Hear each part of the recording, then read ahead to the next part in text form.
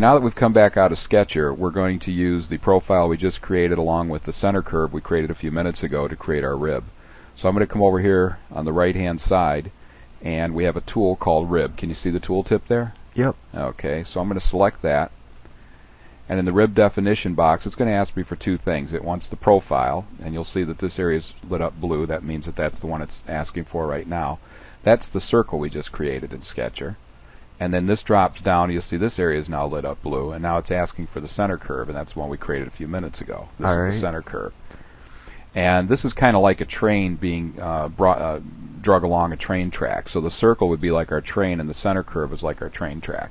Once I get what I want, I can preview it if I want. If I select here, that shows me what I'm going to get.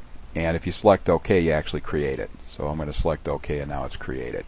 Alright. Any questions on that? No, I don't think so. Okay, what I'd like you to do now, if you remember from previous exercise, we can go in the tree and we can delete a feature out. So what I want to do now is I want you to take the mouse and I want you to go in and I want you to delete the rib out of the tree. Alright, we're going to go over to the tree and we're going to select rib, and we're going to right click to delete and select OK. And now we're going to go into the rib icon on the right, and we're going to select our first profile, which is a circle. Good. Like such. Mm-hmm. And then the center curve is going to be our line. And we're going to click that. Now what's that orange? You see it's light up orange. What is that telling you? That's kind of showing you what it's going to look like when it's done. Exactly. That's what it's going to look like. And we could preview it like such.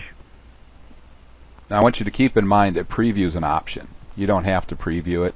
Preview, it's just going to show you what it is you're going to get when you select OK. If you just went ahead and selected OK now, it would create the rib. Alright. Good. Did you have any further questions on that? No, I don't think so. Alright, well let's go on and create the fillets now.